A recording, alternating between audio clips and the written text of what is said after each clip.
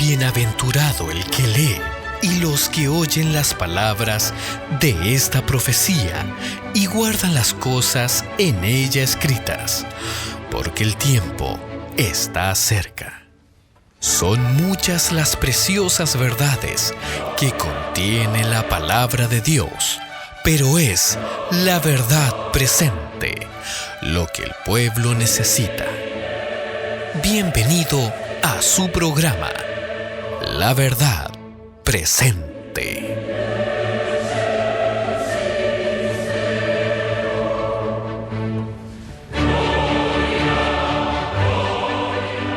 Vivir mirando al invisible.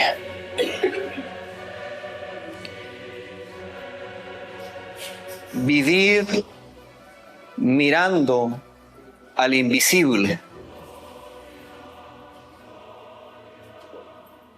¿Qué piensa usted cuando lee en la palabra de Dios que debe vivir mirando a alguien que usted no ve, que usted no siente y que usted no escucha con sus sentidos naturales?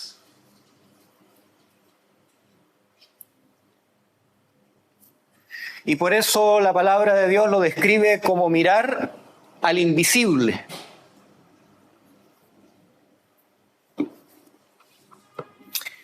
El hombre no natural no puede discernir estas cosas, no puede entender estas cosas.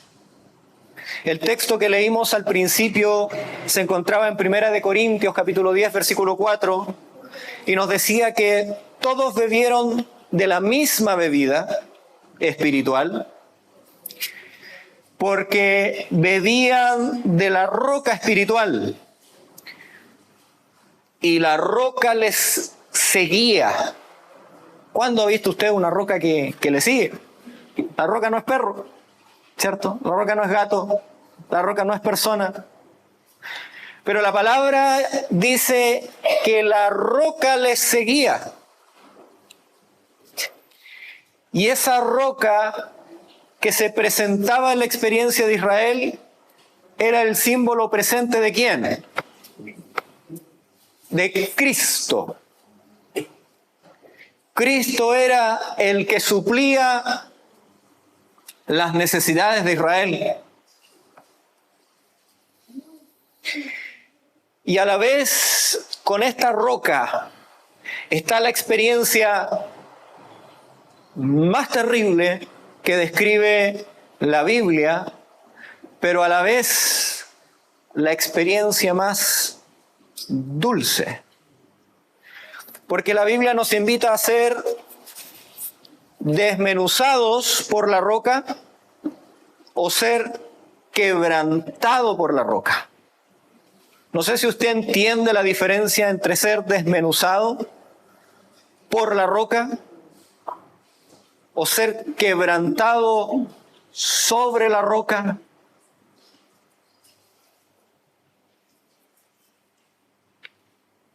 Para el hombre natural es lo mismo. Pero para aquel que vive esa experiencia es totalmente distinto. Para ilustrar la verdad de la roca y mirar a esta invisible roca, quisiera invitarlos a ir a Números, capítulo 20. Hemos estado estudiando la vida de Moisés. Cada vez que he estado compartiendo con ustedes la palabra, hemos estudiado algo de la vida de Moisés y quiero terminar este ciclo con lo que vamos a hablar el día de hoy. Números, capítulo 20. Vamos a ir a Números, capítulo 20. Y allí en Números, capítulo 20, pasa algo. El Señor, ya en Deuteronomios 2, le había dicho a Israel, le había anticipado a Israel que cuando llegaran al fin de su peregrinación y entraran en las fronteras de la Canaán terrenal, recuerden que Israel viene marchando, tenían que comprar el agua y el pan. A diferencia del desierto, que en el desierto llovía maná y que en el desierto brotaba el agua de la roca. Recuerden que la primera vez Moisés golpeó la roca y salió agua, pero después en cada lugar donde Israel se asentaba, dice que misteriosamente de una roca fluía agua y se formaba un abrevadero, algo para poder sacar agua. Y entonces el Señor les anticipó que cuando estuvieran en las fronteras de Canaán, ya no sucedería esto, sino que tendrían que comprar el agua y comprar el pan.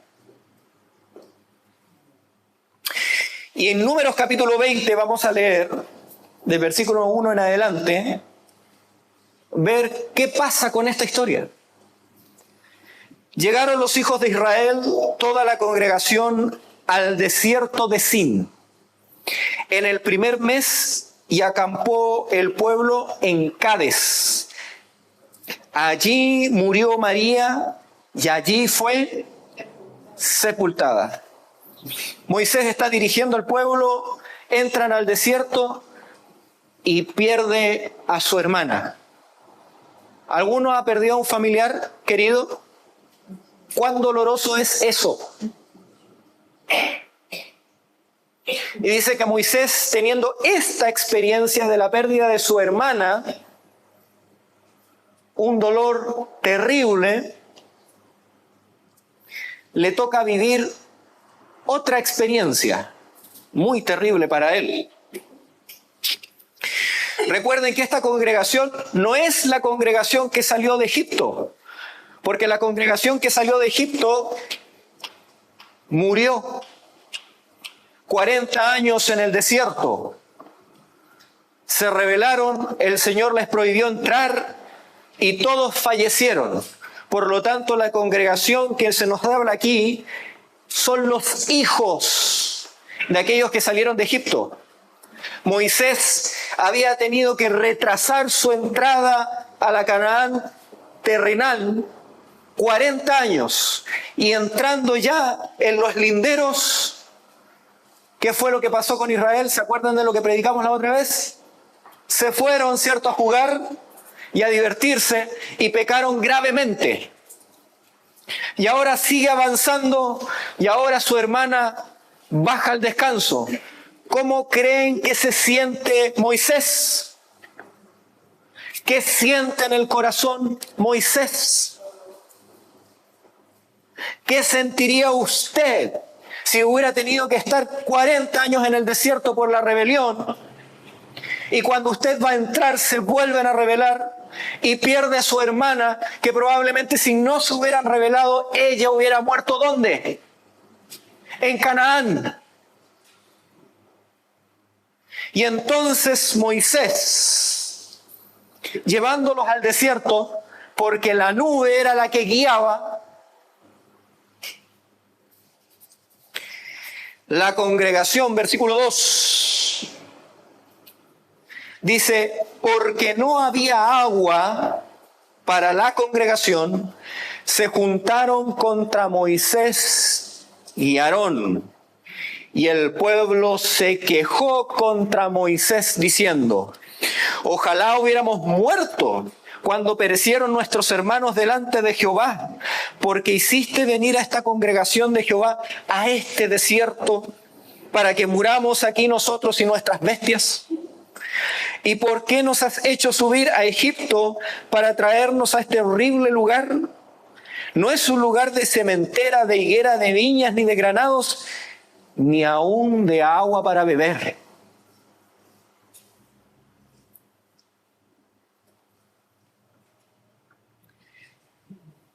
Quisiera que esta mañana me pusieran atención los líderes, los ancianos, porque es difícil ser líder. cómo fue la vida de Moisés. Y en este mismo momento vemos que Israel vuelve otra vez ¿a qué? A murmurar y a quejarse. Siendo que Dios había advertido que cuando ya estuvieran por entrar, tenían ¿qué cosa? Que comprar. Porque ahora en la tierra donde estaban llegando ya había agua y ya había pan. ¿Qué pasa cuando la iglesia, cuando el miembro de la iglesia ve algo? ¿Ve una oportunidad o ve una maldición?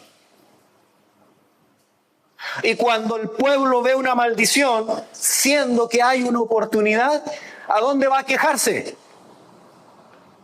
A los líderes. Y eso no ha cambiado, mis queridos hermanos. Y eso trae dolor a los líderes, congoja, peso. Y entonces, versículo 6, Moisés y Aarón, apartándose de la congregación, fueron a la puerta del tabernáculo de reunión y se postraron sobre su rostro.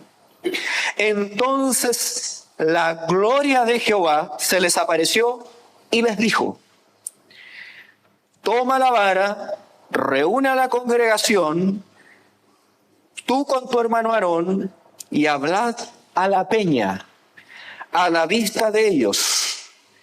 Ella dará su agua, así sacarás para ellos agua de la peña, y darás a beber a la congregación y a sus bestias.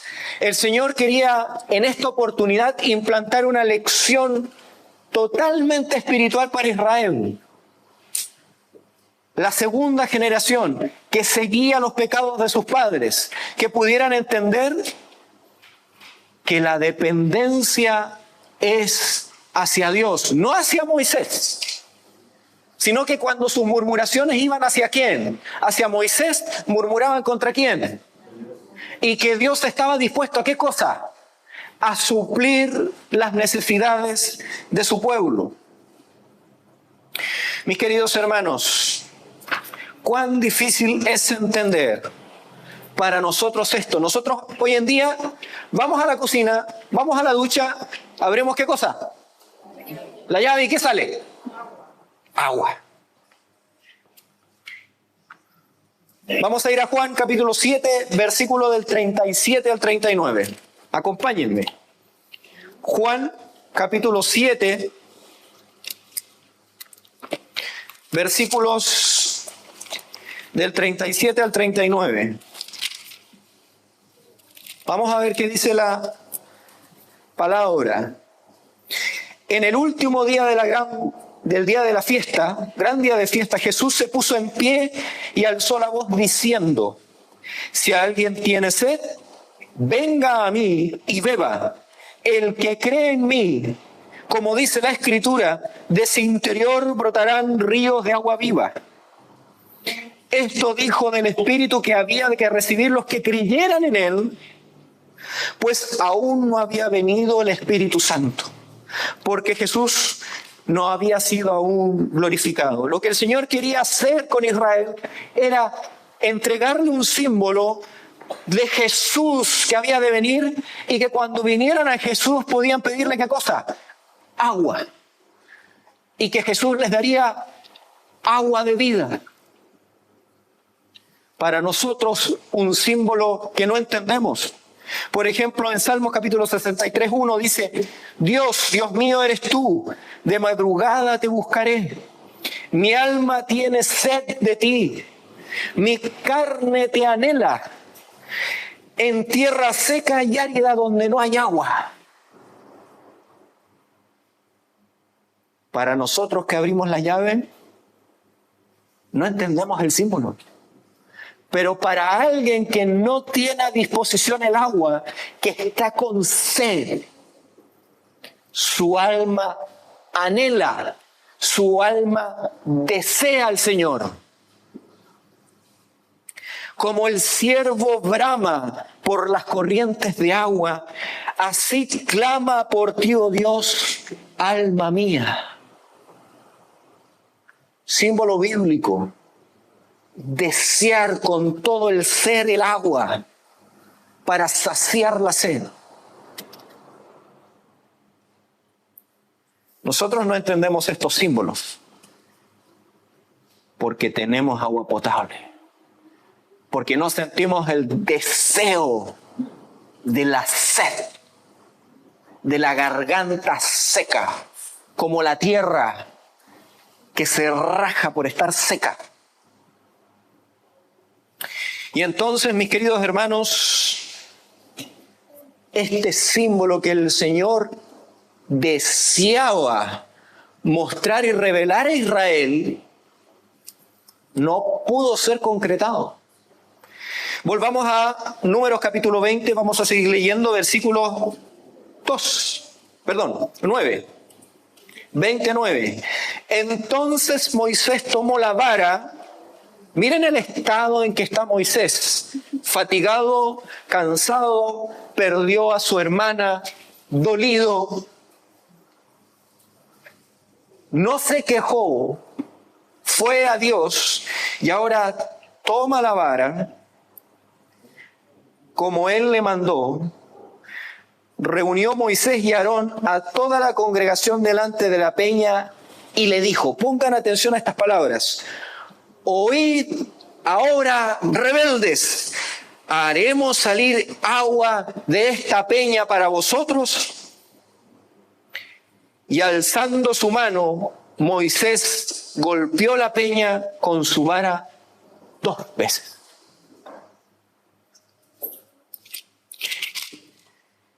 Y entonces el Señor, molesto con Moisés, le dijo a Moisés y Aarón, por cuanto no creísteis en mí para santificarme delante de los hijos de Israel, por tanto no entraréis con esta congregación en la tierra que les he dado. ¿Qué sentiría usted? ¿Qué hubiera hecho usted? Vienen a reclamarle, le vienen con las cargas. Usted más que nadie ha sufrido por culpa de ellos. Y entonces le dice, rebeldes. ¿El pueblo era rebelde o no era rebelde? Era rebelde. Segundo, entonces, ¿por qué el Señor los castiga y no los deja entrar? La orden de Dios había sido clara y explícita. No vas a golpear la peña, sino que ahora le vas a pedir. Tan sencillo, tan simple. Orden textual. Dice que Moisés pierde los estribos, se enoja, se molesta. Les dice una verdad, que eran rebeldes, pero se lo dice ¿cómo? Molesto, enojado. Y entonces, como dice por acá, se la toma personal. ¿Acaso yo tengo que solucionarles el problema? ¿Acaso yo les voy a hacer salir el agua?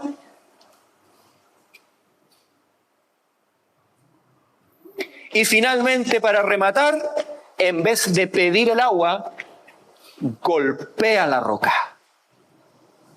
Destruye el símbolo. Porque a Jesús solamente el mundo lo iba a golpear una vez. Para siempre. Ya no vamos y crucificamos otra vez a Jesús, sino que ahora le pedimos agua. ¿Y qué nos da Jesús? Agua de vida.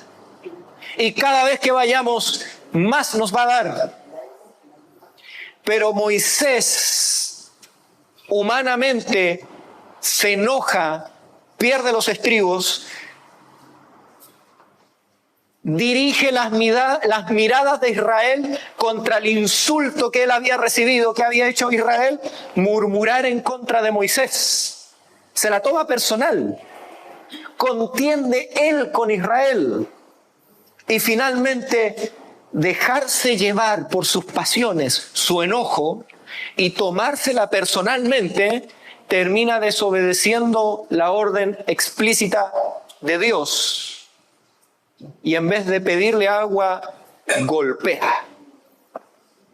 Y el Señor, mis queridos hermanos, y el Señor, de manera dura, por lo que Él hizo, le dice: por cuanto no me santificaste. Pongan atención. Vamos a revisar el texto de nuevo. Dice versículo 12. Primero, por cuanto no creísteis en mí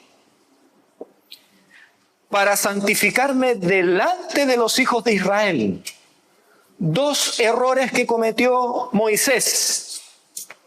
Dice que no creyó en quién. Pero si Moisés creía en Dios, ¿cómo que no creyó en Dios? Para no santificarme. Pero si él hablaba de Dios y lo santificaba y lo honraba.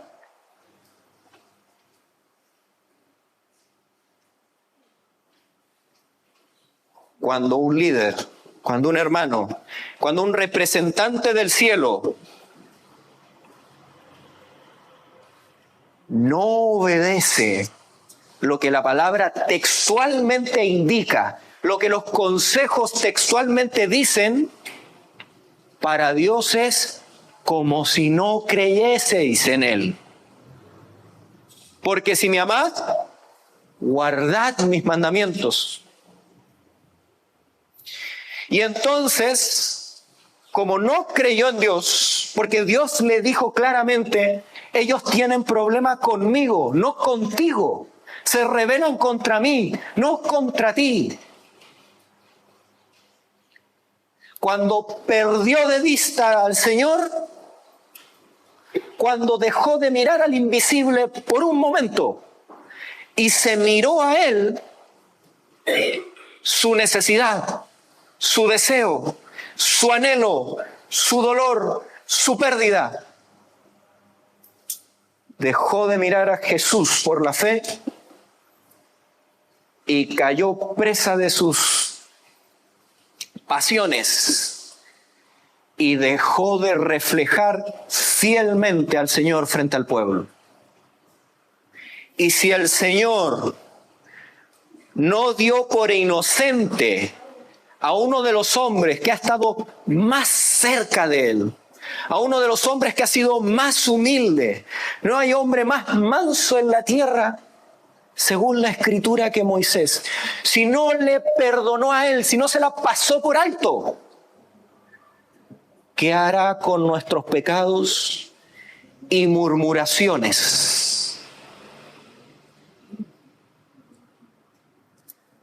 Ciertamente Moisés fue un dolor tremendo para él. Vamos a ir a Deuteronomios capítulo 3 para que ustedes lo entiendan. Deuteronomios capítulo 3, lo que sintió Moisés. Si se sentía mal por la pérdida de su hermana, ¿cuánto más se sintió mal por esto? Deuteronomios capítulo 3, versículo 23.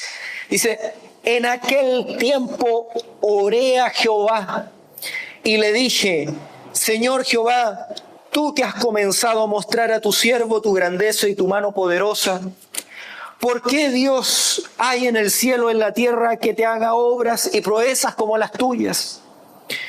Pase yo, te ruego, y ve aquella tierra buena que está más allá del Jordán, aquel buen monte y el Líbano. Le rogó, le pidió: Señor, perdona mi pecado, déjame entrar. Estuvo 40 años con todo su corazón anhelando entrar. Déjame entrar. Pero Jehová se había enojado contra mí a causa de vosotros, por lo cual no me escuchó, sino que me dijo: basta, no me hables más de este asunto. Sube a la cumbre del Pisga y alza tus ojos hacia el oeste, el norte, el sur y al este, y mira con tus propios ojos, porque no pasarás el Jordán. instruye a Josué, anímalo y fortalécelo, porque él ha de pasar delante de este pueblo y él les entregará la tierra que verás. ¿Qué sientes cuando el Señor te dice no? ¿Qué sientes cuando el Señor te dice basta, ni me lo pidas, vete? ¿Qué siente un líder cuando clama al Señor y hay silencio? ¿Tenemos un corazón tan manso como el de Moisés? ¿O empezamos a pelear ahora sí porque le pedí al Señor y hablé con el líder y no me escucharon? Y entonces ahora sí tengo evidencia para pelear, para discutir con más ánimo, con más ganas.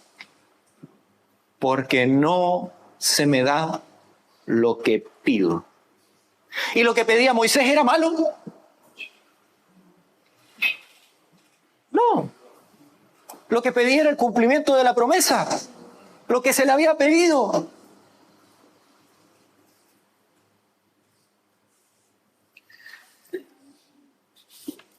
La historia de Moisés o el dolor de Moisés no termina ahí. Y uno dice, pero ¿cuánto más puede cargar un hombre? Cargó mucho más. Porque la pena no era solo contra Moisés, sino que era contra Aarón. Vamos a ir a Números 20, del 22 en adelante. Números 20. Del 22 en adelante. Dice así: los hijos de Israel, toda aquella congregación, partieron de Cades y llegaron al monte de Jor. Jehová habló a Moisés y a Aarón en el monte de Jor, en la frontera de la tierra de Edom, diciendo: Aarón va a ser reunido a su pueblo, pues no entrará en la tierra que yo di a los hijos de Israel, por cuanto fuisteis rebeldes a mi mandamiento en las aguas de Mará de la rencilla. Toma a Aarón y a Eleazar a su hijo, y hazlos subir al monte. Desnuda a Aarón de sus vestiduras, y viste con ellas a Eleazar su hijo, porque Aarón será reunido a su pueblo. Moisés hizo como Jehová mandó. Subieron al monte Jor a la vista de toda la congregación. Luego desnudó a Aarón de sus vestiduras y se las puso a su hijo. No solamente tuvo que ver morir a su hermana, sino que por el pecado de él, ahora ¿quién estaba falleciendo? Aarón. Yo no sé si usted se pone en los zapatos de Aarón. La revelación dice que ese monte lo hicieron largo porque sabía que iba a perder a su hermano y paraban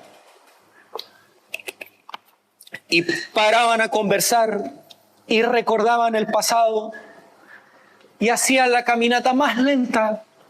No querían llegar arriba y compartían y hablaban de las promesas, de las cargas, de las luchas.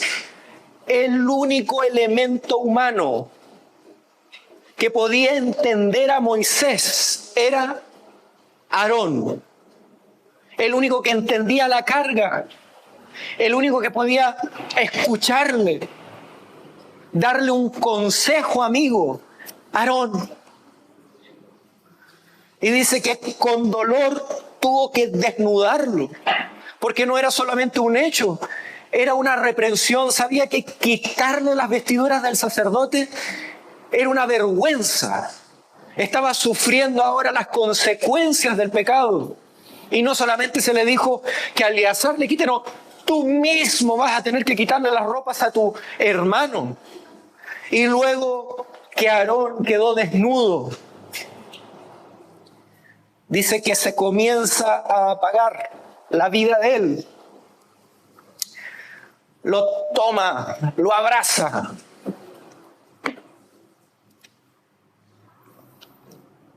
Diciendo las últimas palabras. Y con dolor lo ve morir.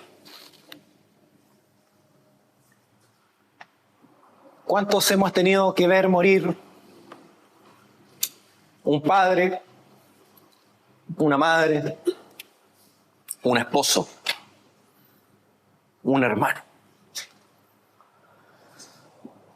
Y en la vida de Moisés, esto se estaba produciendo por causa del pecado.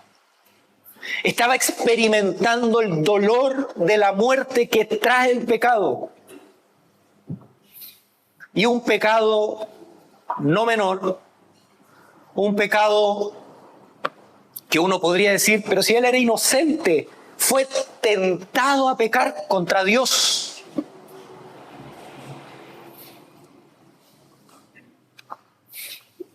Dice, Aarón murió allí en la cumbre del monte y Moisés y Eleazar descendieron del monte. Al saber toda la congregación que Aarón había muerto, le hicieron duelo por 30 días todas las familias de Israel. Le pesó a Israel porque sabía que Aarón había muerto por culpa de ellos. Pero vamos a ver cuánto le pesó a Israel. Dice más abajo que ellos tuvieron una lucha y vencieron. El Señor estaba con ellos, pero el Señor los perfiló nuevamente al desierto para rodear la tierra de Edom, porque Edom no les dio que pudieran pasar por sus tierras. Y la orden del Señor fue, van a rodear Edom. Aún no ha llegado el tiempo del castigo de Edom. ¿Israel qué hizo? Vamos. Versículo 5. Y comenzó a hablar contra Dios y contra Moisés. El mismo pecado que habían cometido y lo vuelven a cometer y lo vuelven a cometer. Sus padres, sus hijos, y no aprenden la lección. Y van de nuevo ¿contra quién? Contra Moisés. Y ahora Moisés tiene todo el derecho. Habían matado a su hermano por culpa de ese pecado.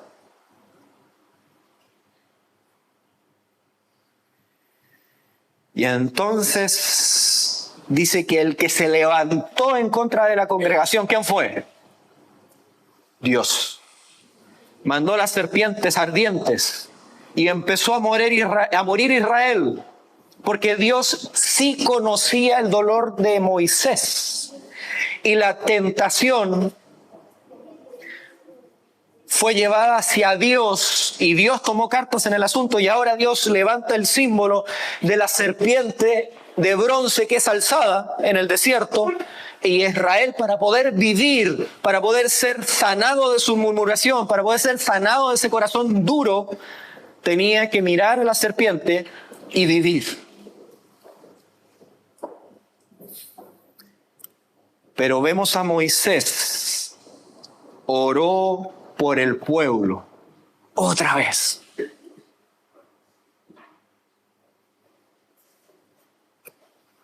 Mis queridos hermanos, espero que pueda abrir a sus mentes el gran conflicto que hay entre Dios y Satanás y entre el pecado y su iglesia. De cómo Moisés tuvo que contenerse, Moisés tuvo que mirar al invisible para poder mantenerse. Y entonces, mis queridos hermanos,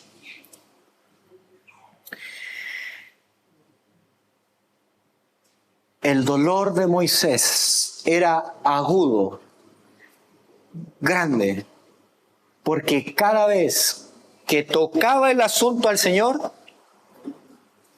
ya no había respuesta. Déjame entrar. No había respuesta. Quiero pasar. No había respuesta. Le tocó enterrar a su hermana. Le tocó enterrar a su hermano. Le tocó ver que el único fruto visible, palpable, reconocible de su vida y su experiencia cristiana, solamente eran dos personas: Josué y Caleb. Los únicos que habían entendido, los únicos que habían discernido, los únicos que habían entendido el propósito de Moisés, el corazón de Moisés, lo que Moisés quería hacer con el pueblo, solamente dos. Solamente dos fieles en Israel que no murmuraban, no peleaban, que eran fieles al mandato del Señor. ¿Cómo se sentiría usted? Pierde a la familia, pierde la herencia y más encima mira para atrás y dice solamente dos convertidos. Y más encima, la única recompensa que tengo es que voy a mirar sin cruzar el Jordán y mirar desde lejos. Cuando el mundo juzga, ¿qué diría de aquel hombre? Frustrado. No le dejaron desarrollarse. Perdió todo. Las cortes de Faraón, los lujos. ¿Qué tiene ahora? Ni título universitario. ¿Qué dice el mundo? No sirve. Está ocupando espacio en esta tierra. No tiene de qué sentirse orgulloso.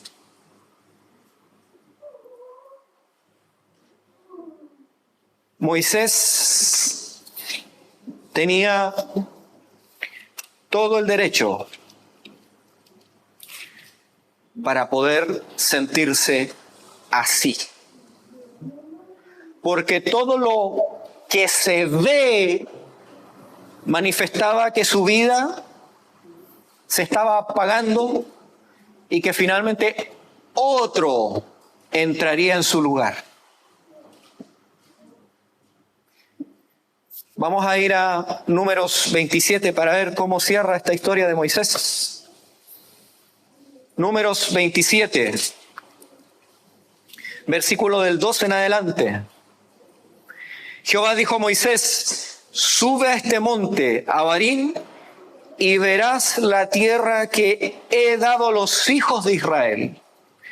Después que la hayas visto, tú también serás reunido con tu pueblo, como fue reunido tu hermano Aarón.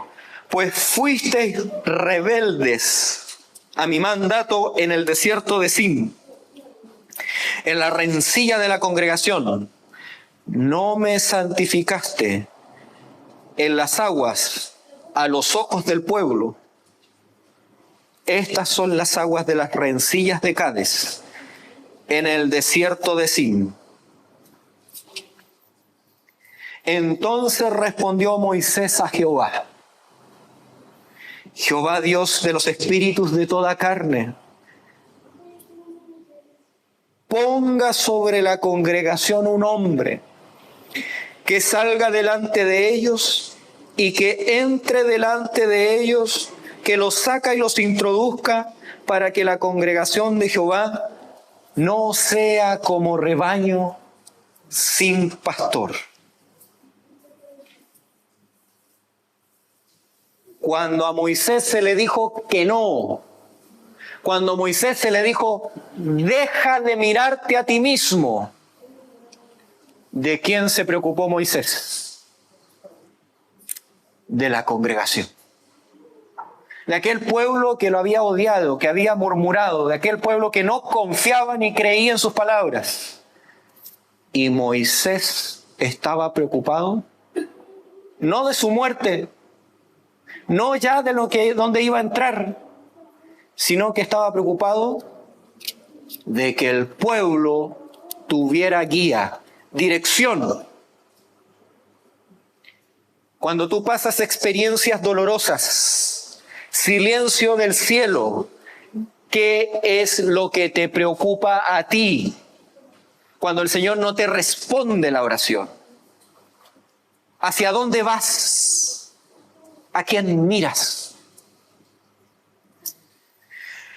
Mis queridos hermanos, Hebreos capítulo 11, 27 dice claramente que Moisés miraba y vio al invisible.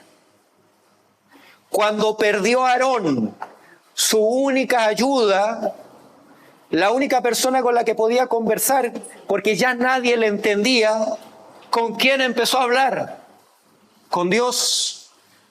¿A quién empezó a descansar? ¿Dónde se escondió Moisés? En la roca eterna. Y la historia dice, mis queridos hermanos, que termina en Deuteronomio 32.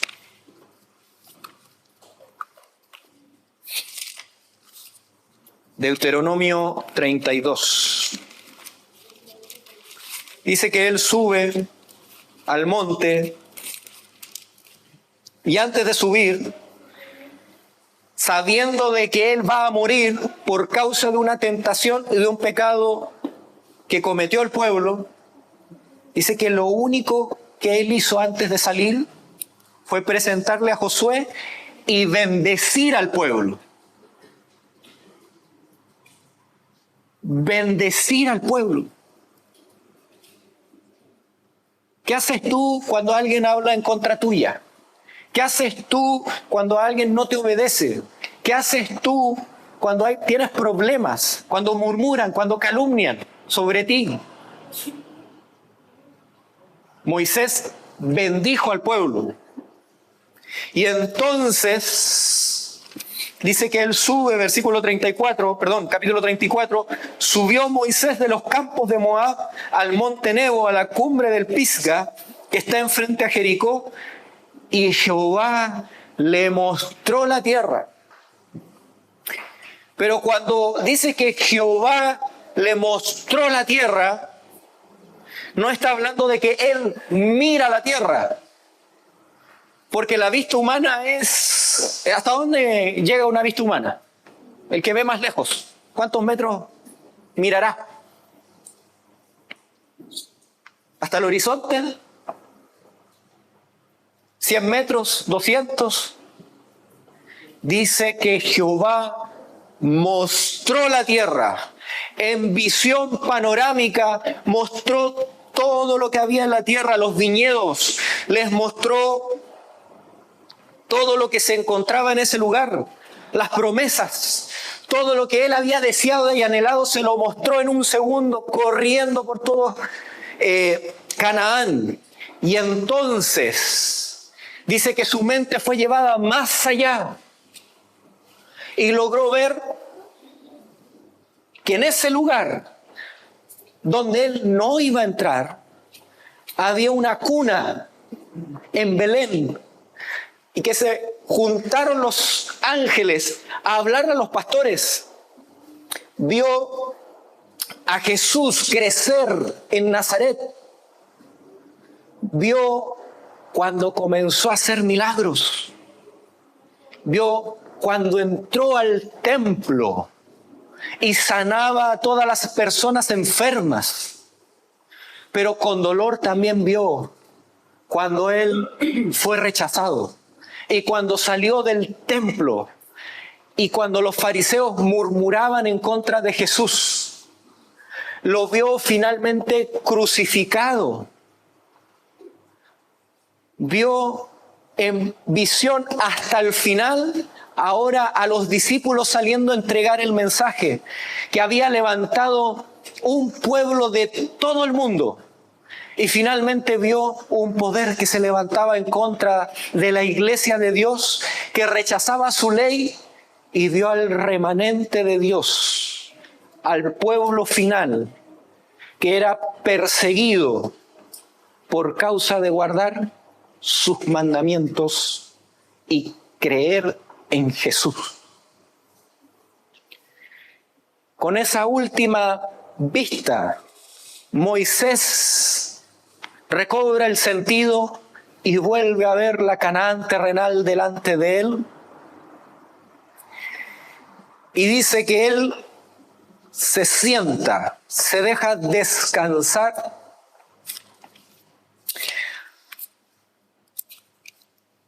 Y la vida se fue lentamente de él.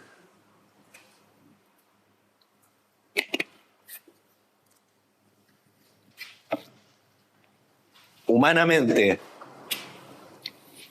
sería una historia depresiva. Alguien que dio tanto y se le muestra el conflicto, lo que no podía alcanzar, el rechazo del Mesías, la crucifixión.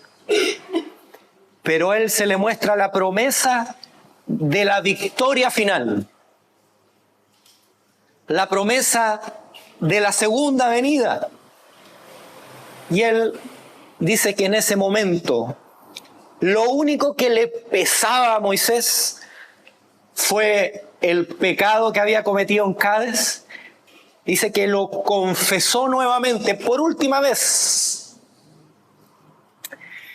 Se lo entregó al Señor y bajó al descanso. Vamos a ir a Judas capítulo 9. Perdón, versículo 9, porque tiene un solo capítulo. Judas, porque la historia sería una historia incompleta si no les cuento el final de la vida de Moisés. Judas. Dice, versículo 9, pero cuando el arcángel Miguel luchaba con el diablo, disputando el cuerpo de Moisés, no se atrevió a proferir juicio de maldición contra él, sino que dijo, el Señor te reprenda. Dice que Moisés bajó al descanso y habían 2 ángeles. Sepultaron el cuerpo de Moisés y se quedaron allí cuidando su sepultura. Y entonces, que poco tiempo después, bajó Miguel para dar vida a ese siervo. Pero Satanás se interpuso y le dijo, pero si Moisés pecó, Moisés no santificó tu nombre, Moisés se atribuyó la gloria, no puede ser resucitado, no puede volver a vivir, es mío, porque él pecó, y todo aquel que peca es mi súbdito, me pertenece. Y dice que Jesús no respondió. Jesús en silencio le dijo, Jehová te reprenda. No altercó nada y demostró que era su derecho, su poder, el brindar vida al que él quiere. Y entonces le dijo a Moisés, levantaos, despertad. La vida entró en Moisés y fue resucitado. Lo tomó con esos ángeles que lo custodiaban y fue llevado al cielo. No entró en la Canaán terrenal, sino por confiar en Dios, entró en la Canaán celestial. Y él fue perfeccionado en su aflicción. Él fue perfeccionado en la calumnia. Él fue enaltecido y por medio de la muerte aprendió 2 lecciones que jamás Moisés iba a olvidar. que lo único que permanece cuando uno cree es la obediencia. Desobedecer es pecado y el pecado es la muerte. Y la segunda lección, que jamás debe poner la vista del pueblo en él, ni su propia vista en él, sino que tiene que poner la vista en ¿quién? El único que tenía poder, ¿para qué? Para salvarlo del pecado y de la muerte. Y la obra en el corazón de Moisés fue tan completa, fue tan cabal, que da testimonio Marcos, capítulo 9, que en la hora de la aflicción, cuando Jesús estaba apesumbrado, cuando Jesús se sentía solo, cuando Jesús sabía que al último lugar donde iba era la muerte, el único que estaba capacitado para escucharlo, para aconsejar al Mesías, al Salvador, era Moisés. Porque Moisés sí conocía el dolor. Moisés conocía lo que era ser rechazado por el pueblo. Moisés conoció lo que era caminar hacia la muerte. Y Moisés conocía lo que era mirar hacia el invisible. Mirar manteniéndose en fe.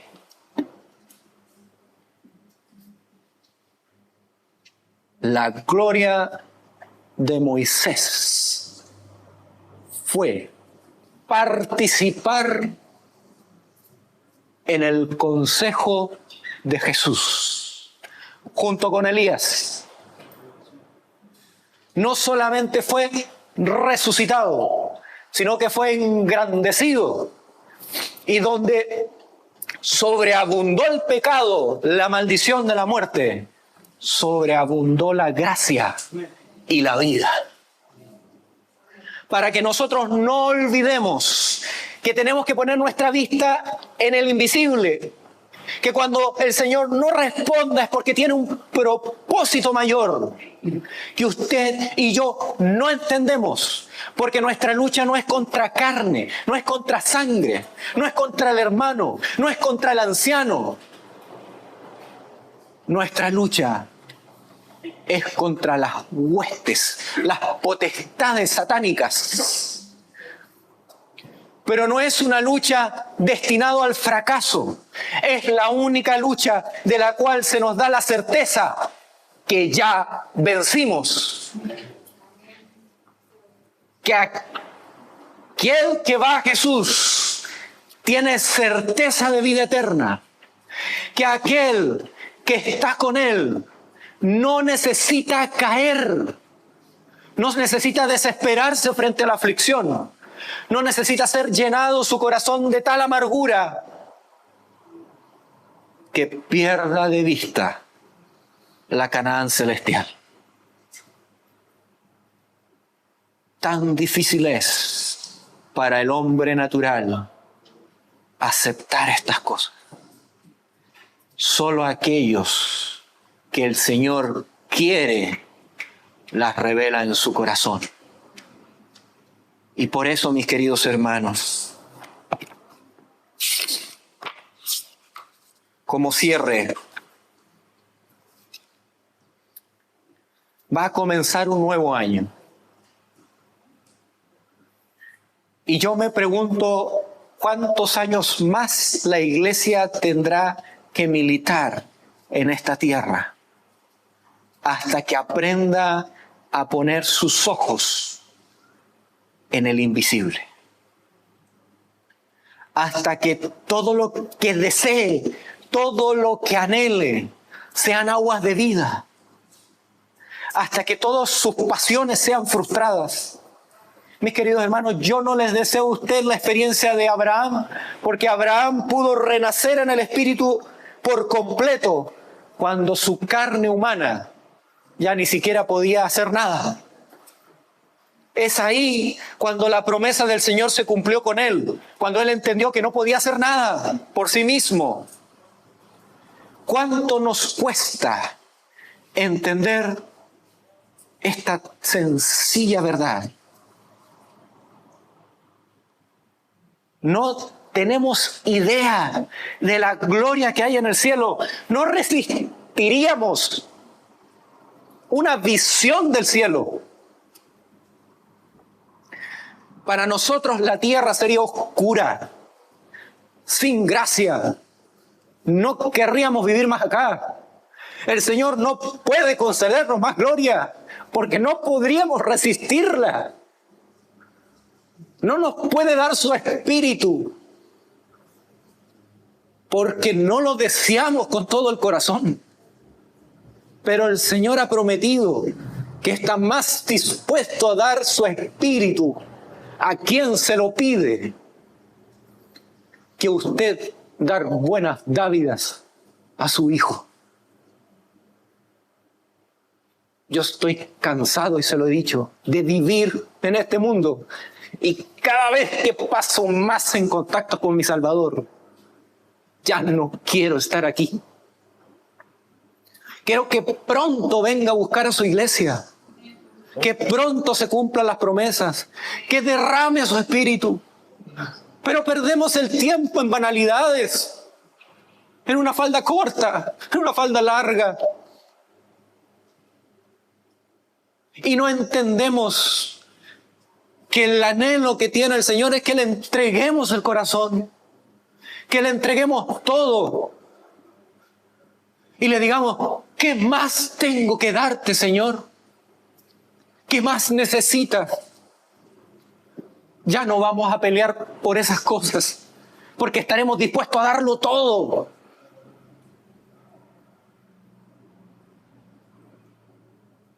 En la iglesia hay conflicto cuando dejamos de mirar a Jesús. En la iglesia peleamos entre nosotros cuando dejamos de darle batalla a Satanás. Padecemos nuestras aflicciones cuando dejamos de ganar almas.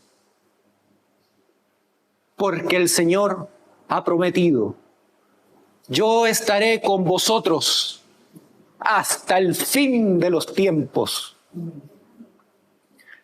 Él es el que lleva a Israel. No eres tú, sino Él. Y cuando estemos en la gloria, echaremos nuestras coronas y diremos, cuán poco valió la eternidad. Y cantaremos por la eternidad, gloria al Cordero. Gloria al Cordero. Cuando su iglesia se una en este espíritu para dar y vivir, para dar solo gloria al Cordero, no necesita muchos. No se preocupe por el hermano de al lado. Unos pocos. Y esto se termina. Y el Señor viene a buscar a su iglesia. Que el Señor les guarde y les bendiga. Y que nos dé en este cierre de año la convicción de que Él tiene para darnos la gloria. Que el Señor nos bendiga.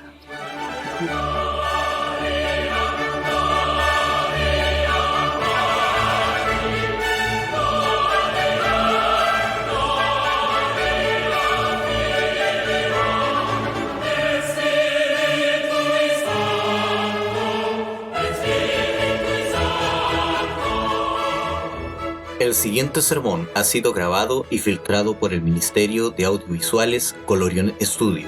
Si te ha gustado nuestro trabajo, puedes dirigirte a nuestro canal de YouTube, Colorion Studio, y buscar nuestro podcast La Verdad Presente y otros temas que pueden ser de tu interés.